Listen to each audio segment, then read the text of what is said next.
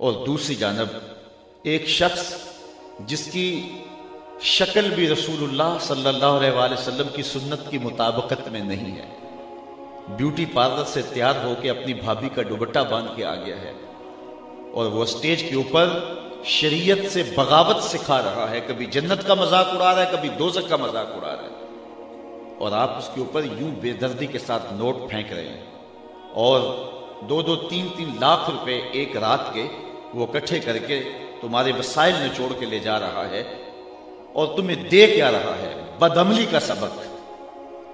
ہرے تو کیڑی جنت دا کرنا ہے تذکرہ، یہ ہمارے اسٹیج میں پڑھا جاتا ہے اور لوگ اس پہ جو ہے وہ نوٹ پھینک رہے ہوتے ہیں۔ میں نے کہا صاحب اسی جنت کا تذکرہ جس جنت کے لیے حضور ہاتھ پھیلا کے دعائیں مانگتے تھے، اسی جنت کا تذکرہ جس کے لیے میرے حضور نے فرمایا رب سے مانگو تو جنت الفردوس مانگو۔ قرآن کے ورق ورق پہ جنت کی تحریش دلائی گئی، جنت کے نقشے بیان کیے گئے، جہنم سے ڈرایا گیا، لیکن یہ یہاں کھڑا ہو کر کے کتنی جرأت اور کتنی بہادری کے ساتھ کہہ دیتا ہے کہ ہرے تو کیڑی جنت دا کرنا ہے تذکرہ، اور یہاں جنت کا مذاق اڑایا جا رہا ہے، کبھی جہنم کا مذاق اڑایا جا رہا ہے۔ مجھے دیکھ کے جہنم کو آئے پسینہ۔ ہمارے استاد تھے، فرمایا کرتے تھے آج تیرے منہ میں طوطی بولتا ہے، جو کہنا ہے کہہ لے، یہ تو قیامت کے دن پتہ چلے گا پسینہ کس کو آتا ہے۔ حضرت شیخ احمد مجدد الفسانی علیہ رحمہ فرماتے ہیں جنت اللہ کی رضا کا مظہر ہے اور جہنم اللہ کے قہر و غضب کا مظہر ہے۔ جنت مانگنے کا مطلب یہ ہے رب کی رضا مانگنا، اور جہنم سے پناہ طلب کرنے کا مطلب یہ ہے اللہ کے قہر و غضب سے پناہ چاہنا۔ اور یہاں منبر پہ کھڑے ہو کے مساجد کے اندر محافل نعت کے اندر لاکھوں روپے اس کام کے لیے صرف کیے جا رہے تھے۔ یہ گمراہی پھیلانی تھی تو میڈیا تھوڑی پھیلا رہا ہے، انٹرنیٹ کے ذریعے تھوڑا گند پھیل رہا ہے کہ مذہب کے نام پہ تم پیسے اکٹھے کر کے لوگوں کو بلا کے بے خوف کر رہے ہو جہنم سے اور جنت کا تمسخر اڑا رہے ہو۔ تو آج اگر ہم بات کرتے ہیں تو کہا جاتا ہے کہ ذرا ہاتھ ہولا رکھو، ہمارے گھر کو آگ لگ گئی ہے گھر کے چراغ سے، ہمارے وسائل ہمارے مسلک کو ہی توڑنے میں صرف ہو رہے ہیں۔ میں ایک جگہ گیا تو میں نے کہا کہ تم لاکھوں روپے خرچ کرتے ہو اور نعت خوانوں کو دیتے ہو، اور تمہارے ہی شہر کے اندر جو مدرسہ ہے اس کے بچے آج بھی ہاتھوں میں تھالیاں پکڑ کے روٹیاں مانگتے ہیں، تو تم سمجھتے ہو ہم جنت خرید رہے ہیں، قیامت کے دن تمہارا گریبان پکڑا جائے گا۔ تو جنت اتنی سستی نہیں ہے کہ تم نے منہ میں پان ڈالا ہوا اور ہاتھ میں جو ہے وہ پیسے پکڑ کے ایسے نچھاور کرتے ہو تو اس سے جنت مل جائے گی۔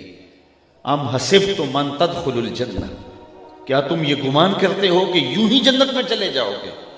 تم میں سے جو پہلے لوگ گزرے ہیں فرمایا انہیں جھنجھوڑا گیا، حتیٰ کہ وقت کا نبی بھی پکار اٹھا اور اہل ایمان بھی پکار اٹھے مالک تیری مدد کب آئے گی؟ تو پھر ہم نے کہا بس ہماری مدد آیا چاہ رہی۔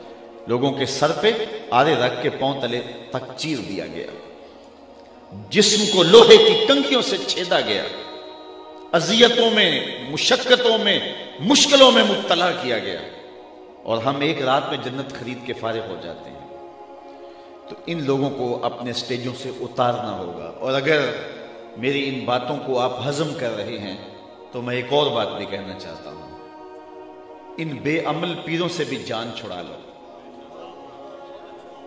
ہاتھ جوڑ کے ان کو کہو ہمیں معافی دو، ہمارے مسلک کو بڑا لوٹ لیا تم نے، تمہاری 6 نسلیں کھا سکتی ہیں جتنا تم نے لوٹا ہے، اب ہماری جان چھوڑ دو، ہمیں مدارس کھڑے کرنے دو، ہمارا مسلک لٹ رہا ہے، ہمارے گھر کو آگ لگی ہوئی، اب ہماری جان چھوڑ دو اور ہمیں اپنے مدارس دینیاں کھڑے کر لینے دو، ہمیں سکول سسٹم کھڑے کر لینے دو، ہمیں تربیتی کورسز کے لیے ذہن سازی قوم کی کر لینے دو۔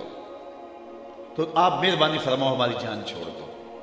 اگر آپ نے پیر بنانا ہے تو کسی عالم دین کو بنائیں، اس کو جو آپ نذرانہ دیں گے اس کی وہ کتاب خریدے گا اور رسول اللہ کے دین کے مسئلے بتائے گا، اور جن کو آپ نذرانے دے رہے ہو وہ اس سے کتے خریدتے ہیں اور کتے لڑاتے ہیں۔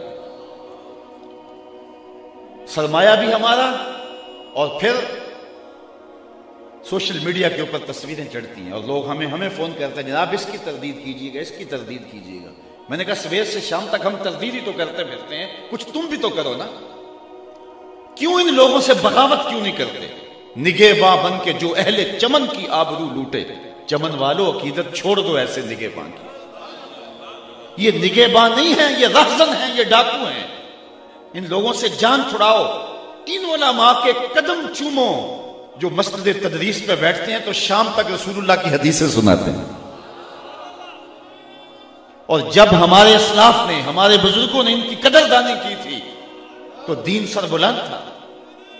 وہ منظر ہم نہیں بھول سکتے کہ حضرت میر عبد الحکیم سیالکوٹی علیہ رحمہ جب مطالعہ کرنے بیٹھتے ہیں تو بادشاہ وقت کی جانب سے ایک وہاں خادم مقرر ہے جو کچے برتن کے اندر بادام روغن ڈال کر کے آپ کے قدموں میں رکھتا ہے، اور تاکہ آپ کے قدم اس بادام روغن کے اندر بھیگے رہیں اور آپ کے دماغ کو تراوت پہنچتی رہے، اور چند دن کے بعد اس بادام روغن کو بدل دیا جاتا ہے۔ تو وہ جو بادام روغن ہے کیا اس کو نالی میں بہا دیا جاتا ہے؟ بادشاہ کا حکم ہے اس کو پیک کر کے میرے گھر بھیجیں۔ اور جب وہ اپنے بیٹوں کو کھانے پر بٹھاتا ہے تو وہ بادام روغن آگے رکھتا ہے، اس کو کھاؤ، اس نے ایک عالم کے قدم چومے ہوئے۔ جب یہ تھی اہل علم کی قدردانی تو پھر ہم بانک پن پہ تھے، ہم عروج پہ تھے، پھر فتاوی عالمگیری لکھی گئی۔ اور آج ہم نے، مجھے معاف کیجئے، وہ آج ایک صاحب کہہ رہے تھے کہ لوگ باغی مرید ہوتے ہیں، میں باغی پیر ہوں۔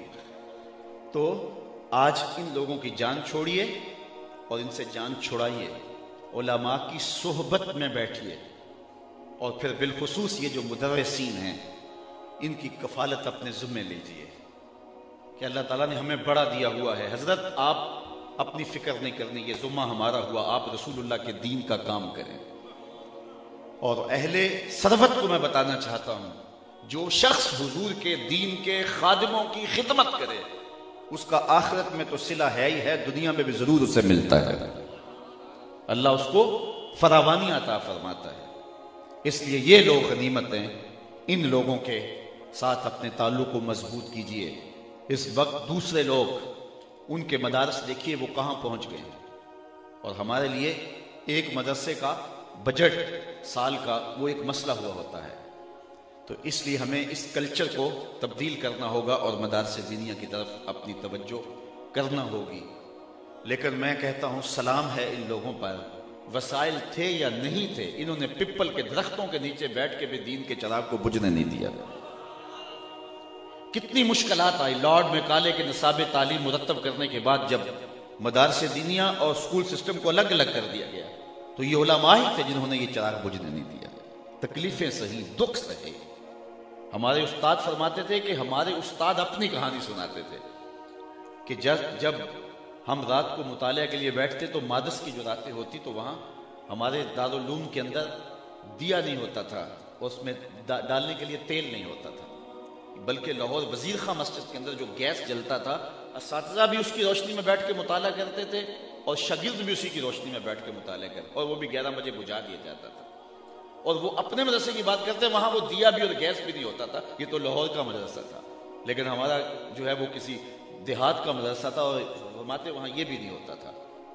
پھر وہاں سڑکوں کے اوپر گڈ چلتے تھے جن کے پیچھے لالٹینیں بندی ہوا ہوتی تھی، اور ہم کتابیں لے کے ان کے پیچھے جھک جاتے تھے، کئی کئی میل تک پڑھتے جاتے تھے، اور جب واپس آتے تھے تو ادھر سے کوئی ایسی چیز نظر آ جاتی تو اس کے پیچھے ہم جھک جایا کرتے تھے۔ ان لوگوں نے کن مشقتوں میں دین کے چراغ کو روشن رکھا اور یہ دیے بجھنے نہیں دیے۔ ان لوگوں قبروں پہ مزارات نہیں بنے، انہوں نے مدارس دینیہ کھڑے کیے، انہوں نے اپنی نسلیں نہیں پالی، انہوں نے شاگرد پالے۔ تو یہ لوگ غنیمت ہیں اور ان کا وجود غنیمت ہے۔ تو بہرحال میں جو آپ کے سامنے آیت کریمہ تلاوت کی، یہ میرا ایک درد تھا، اور گلی گلی اس وقت جو ہے وہ یہ درد پھیلا ہوا ہے، لیکن ہمیں عملی طور پہ پوری طرح کھڑا ہونا ہوگا اور اپنے اندر مسلک کے اندر تطہیر کے عمل کو شروع کرنا ہوگا۔ اور اسی طرح لوگ مڑے ان لوگوں سے، ایک وقت آیا آج سے کوئی 10 سال پہلے 8 سال پہلے کہ ان کی ڈیمانڈیں اتنی زیادہ بڑھ گئی نعت خوانوں کی کہ لوگوں نے کہا چلو اب خطباء کی طرف بڑھتے ہیں، تو چلو یہ کوئی دین کی بات بتاتے ہیں۔ لیکن جب یہ لوگ ادھر آئے تو یہ بھی علم بیچ رہے تھے، یہ بھی تقریر کے جو ہے وہ تقریر کی بولیاں لگوا رہے تھے، تو لوگ پھر ادھر پلٹ گئے، ادھر آتے ہیں تو یہی، ادھر آتے ہیں تو یہی۔ تو اس دور کے اندر جو چند نفوس مل جائیں جو پیسوں کے لیے نہیں اللہ کے رسول کے لیے کام کرتے ہیں، یہ کیا ہوتے ہیں پیسے؟ کہ وہ کیا کسی نے کہا نا، ہر دو عالم قیمت خود گفتائی، نرخ بالا کن کی ارزانی ہنوز۔ تو دو جہاں کو اپنی قیمت لگا رہا ہے، کتنا سستا اپنے آپ کو بیچ رہا ہے، بہت سستا بک رہا ہے، اپنا وزن اور اپنی قیمت زیادہ لگا۔ دو جہاں بھی ایک پلڑے میں رکھ دیے جائے، تیرے ایک لفظ کا مول نہیں ہے، تیرے ایک لفظ کی قیمت نہیں ہے۔ تو اللہ تعالیٰ ان آستانوں کو، یہ حقیقی آستانے ہیں، باقی تو آس اتر گئی ہے، تانے رہ گئے ہیں۔ جو آستانے ہیں یہ ہیں جہاں علم کا نور بانٹا جاتا ہے اور لوگوں کی علمی پیاس بجھائی جاتی ہے۔ اللہ تعالیٰ ان کو قیامت تک آباد رکھے، اور جو لوگ ان کے ساتھ معاونت کرتے ہیں اللہ ان کے رزق میں بے پناہ برکتیں عطا فرمائے۔ میں نے جو کلمات آپ کے سامنے پڑھے ہیں ان میں یہ ارشاد فرمایا، جو کوئی اچھے عمل کرے، مرد ہو یا عورت ہو، شرط ہے کہ وہ مومن ہو، فَلَنُحْيِيَنَّهُ حَيَاةً طَيِّبَةً، ہم اس کو ستھری اور پاکیزہ زندگی دے دیں۔